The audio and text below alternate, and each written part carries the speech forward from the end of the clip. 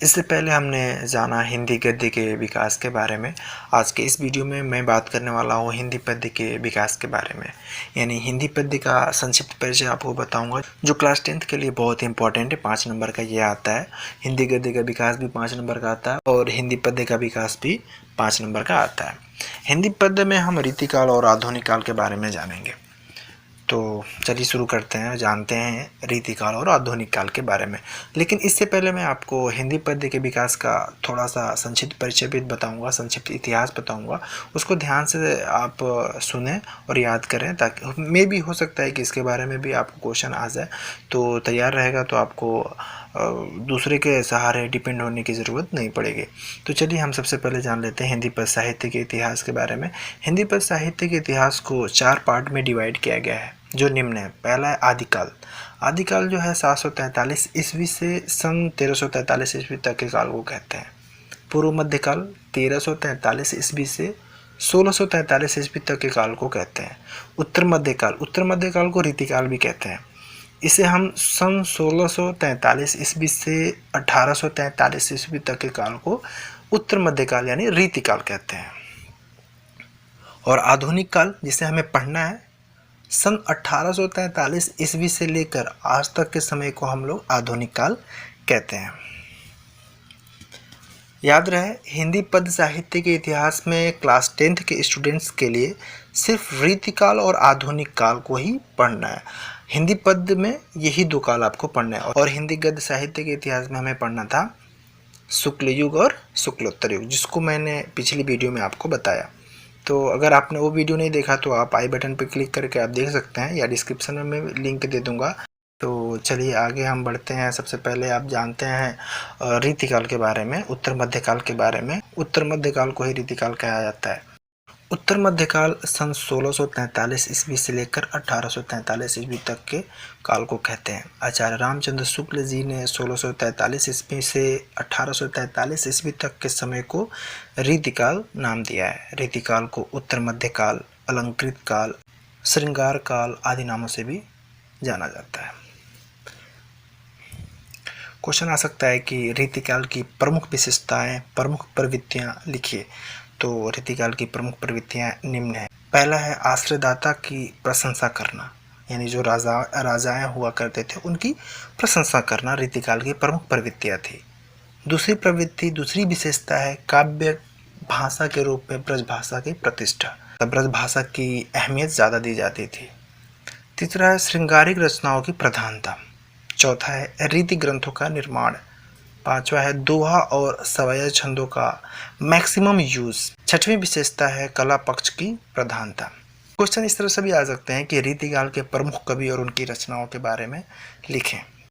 रीतिकाल के प्रमुख कवि में सबसे पहले आते हैं केशव दास, जिन्होंने रामचंद्रिका, कवि प्रिया, रसी प्रिया, विज्ञान गीता आदि लिखी। दूसरे हैं भूषण, शिवराज भूषण, शिवा बावनी, छत्रसाल दशक, इनकी रचनाएं हैं, इनकी कृतियां हैं। मतीराम, जिन्होंने रसराज, ललित ललाम, मतीराई, सतसई आदि लिखी। बिहारी ने सतसई लिखा, बहुत इंपॉर्टेंट है, ये हमेशा आता रहता है, और भूषण की भी रचनाएं हमेशा आती रहती है। पांचवें हैं पद्माकर, जिन्होंने जगत विनोद, पद्माभरण, गंगा लहर आदि लिखी। ये भी इंपॉर्टेंट है, इसे भी आप ध्यान से देखें, याद करें। देव, इन्होंने भाव विलास, भवानी विलास, रस विलास लिखी। घनानंद, सुजान हित प्रबंध, वियोग बेली आदि। भिखारी दास काव्य निर्णय, छंद प्रकाश, श्रृंगार निर्णय आदि लिखी। सेनापति ने लिखा था कपित्त रत्नाकर। बोधा, ये भी रीतिकाल के कवि हैं, इन्होंने लिखा था इश्क नमा, वीरह वारिस आदि। अब हम जानते हैं आधुनिक काल के बारे में। आचार्य रामचंद्र शुक्ल ने आधुनिक काल को गद्य काल कहा है, क्योंकि इस काल में कविताएं बंधनों से मुक्त हो गई थी। इस काल में नए छंद, अलंकारों और नए शैलियों का विकास हुआ। आधुनिक काल को नवीन विकास काल, गद्य काल, पुनर्जागरण काल आदि नामों से भी जाना जाता है। ये क्वेश्चन आ सकता है कि आधुनिक काल को किस और नाम से जानते हैं, तो नवीन काल के नाम से जानते हैं, नवीन विकास काल के नाम से, यानी नवीन विकास काल, गद्य काल या पुनर्जागरण काल भी कहा जा सकता है। आधुनिक काल को निम्न कालों में विभाजित किया गया। आधुनिक काल भी डिस्ट्रीब्यूट था, वो भी कई कालों में बटा हुआ था। यानी जो आपने गद्य साहित्य का इतिहास के बारे में जो जाना, सेम वही चीज़ आधुनिक काल में बताया गया है। बस थोड़ी सी सन में थोड़ी सी तब्दीली होगी, बदलाव रहेगा इसमें, मगर वही चीज़ है, क्योंकि ये कवि के हिसाब से उसको डिवाइड किया गया है और वो लेखकों के हिसाब से अपने अपने तरीके से डिवाइड किया गया है। तो थोड़ी सी डिफरेंट आएंगे इसमें, मगर सेम नेम रहता है। तो सबसे पहले मैं आधुनिक काल को कितने कालों में विभाजित किया गया और क्या क्या नाम है उसके बारे में बताता हूँ। सबसे पहला आता है भारतेंदु युग, जो कि सन 1857 ईस्वी से सन 1900 ईस्वी तक के काल को कहते हैं। गद्य साहित्य के इतिहास में आपने पढ़ा था पूर्व भारतेंदु युग और उसके बाद आता था भारतेंदु युग, लेकिन पद्य साहित्य के इतिहास में आधुनिक काल को बांटा गया है 6 भागों में, जिसमें पहला आ जाता है भारतेंदु युग। तो पद्य साहित्य के इतिहास के हिसाब से भारतेंदु युग सन 1857 ईस्वी से लेकर सन 1900 ईस्वी तक के काल को कहते हैं, पद्य साहित्य के इतिहास के हिसाब से। यही आप बात को ध्यान रखेंगे। और अगर नॉर्मली पूछ दे कि भारतेंदु युग कब से कब तक माना जाता है, तो वो गद्य साहित्य के हिसाब से पूछेगा। लेकिन अगर पद्य साहित्य के हिसाब से अगर पूछ रहा है तो वहाँ पे पद्य साहित्य लिखा रहेगा। दूसरा आता है द्विवेदी युग, जो कि सन 1900 ईस्वी से लेकर 1920 ईस्वी तक के काल को कहते हैं। तीसरा होता है छायावाद युग, सन 1920 से लेकर 1936 ईस्वी तक के काल को छायावाद युग कहते हैं। चौथा है प्रगतिवाद युग, प्रगतिवाद युग, सन 1936 ईस्वी से सन 1943 ईस्वी तक के काल को प्रगतिवाद युग कहते हैं। पांचवा है प्रयोगवाद युग, सन 1943 ईस्वी से सन 1953 ईस्वी तक के काल को प्रयोगवाद युग कहते हैं। छठा है नई कविता युग, जो कि सन 1953 से आज तक के काल को कहते हैं। आधुनिक काल के विभाजित कालखंड गद्य साहित्य के ही कालखंड हैं, सिर्फ इनके समय में बदलाव है, क्योंकि ये विभाजन पद्य के हिसाब से, जो कि मैंने आपको पहले भी बता चुका हूँ कि ये पद्य साहित्य के हिसाब से इसकी डिवाइडिंग हुई है। तो थोड़ी सी बस समय में ही तब्दीली होगी, बाकी सारी चीज़ें वही होती हैं। तो इस पे आप ध्यान दें कि अगर क्वेश्चन नॉर्मली दे देगा कि भारतेंदु युग कब से कब तक माना जाता है, तो आप गद्य साहित्य के हिसाब से लिखेंगे। अगर पूछ दे कि पद्य साहित्य के हिसाब से भारतेंदु युग कब से कब माना जाता है, तब आप ये वाला लिखेंगे। क्वेश्चन ऐसे भी आ सकते हैं कि भारतेंदु युग के प्रमुख कवि और उनकी प्रमुख रचनाओं को लिखें। तो सबसे पहला नाम आता है भारतेंदु हरिश्चंद्र का, जिन्होंने प्रेम सरोवरन, प्रेम सरोवर, प्रेम माधुर, प्रेम प्रहलाद, गीत गोविंद, प्रेम फुलवारी, वर्षा विनोद, विनय प्रेम 50 आदि रचनाएं लिखी। दूसरे आते हैं बद्री नारायण चौधरी प्रेमघन, जिन्होंने आनंद, अरुणोदय, मयंक महिमा, अलौकिक लीला आदि लिखी। प्रताप नारायण मिश्र, ये भी भारतेंदु युग के कवि थे, जिन्होंने मन की लहर, श्रृंगार विलास, प्रेम पुष्पावली लिखी। अंबिका दत्त व्यास, इन्होंने लिखा सुरभि सतसई, पावस 50, ये भी इम्पोर्टेंट आता रहता है। भारतेंदु हरिश्चंद्र का सारे आप रचनाएं याद रखें, क्योंकि ये भी हमेशा आता रहता है। पांचवें हैं राधा चरण गोस्वामी, भारतेंदु युग के ये भी कवि हैं, जिन्होंने नवभक्त पाल लिखा।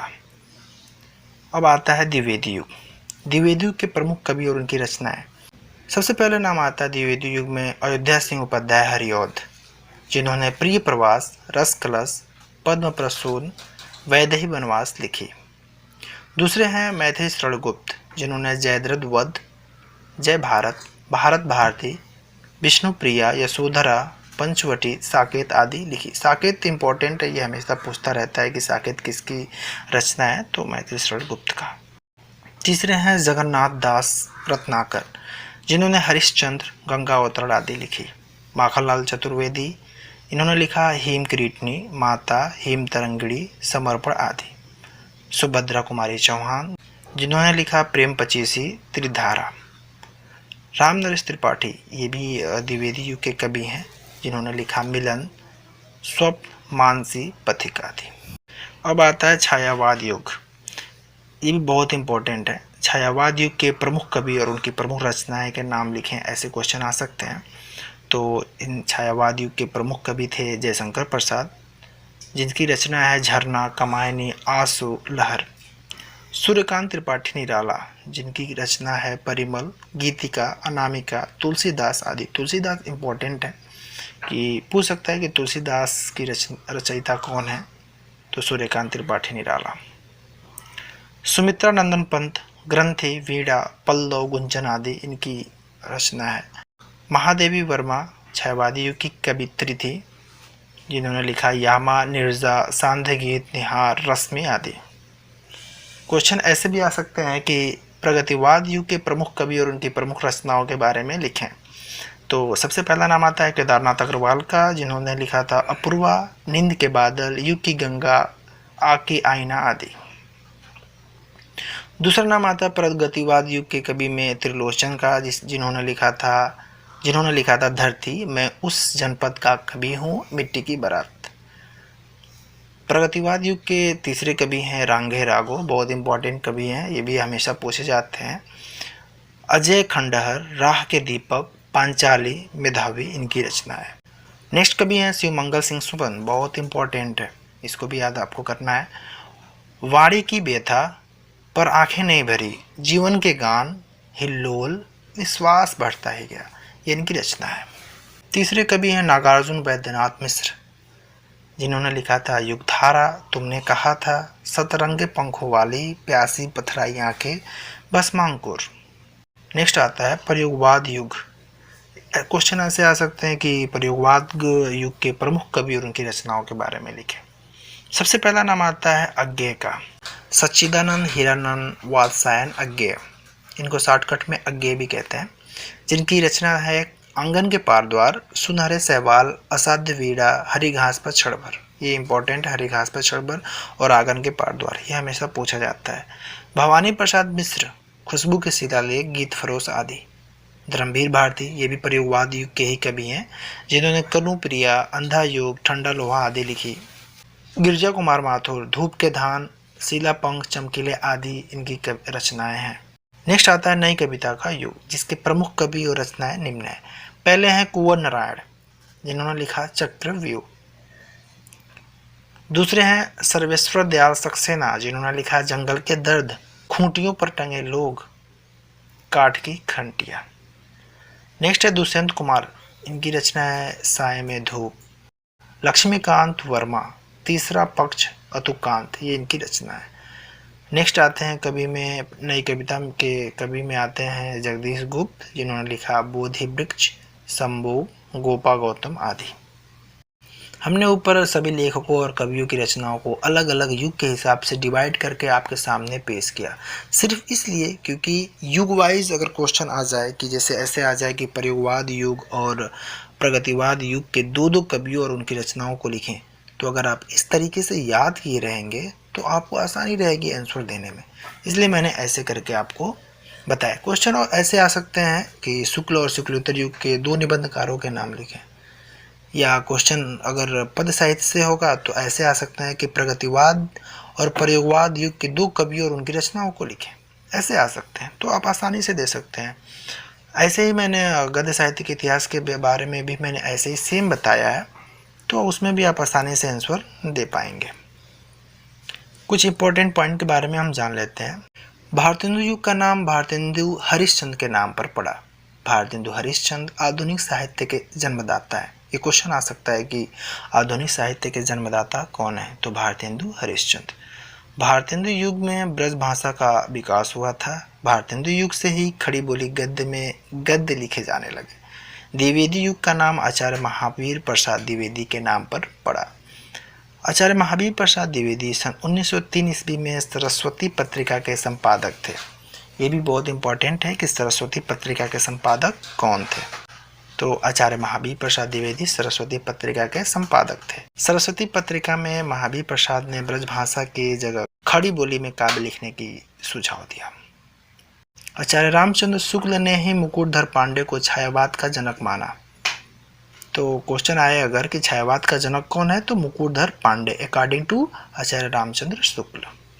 छायावादी काव्यों में अनुभूति और चिंतन की प्रधानता थी। हिंदी साहित्य में प्रगतिवादी कविताएं मार्क्सवादी विचारधारा से प्रभावित हैं। प्रगतिवादी कविताएं शोषण के विरुद्ध आवाज उठाती हैं। नए काव्य उपमानों का जन्म प्रयोगवाद युग में ही हुआ था। प्रयोगवाद युग में भावुकता के जगह बौद्धिकता को कवियों ने महत्व दिया। प्रयोगवादी काव्य का प्रारंभ तारसप्तक के प्रकाशन से माना जाता है। ये भी क्वेश्चन आ सकता है।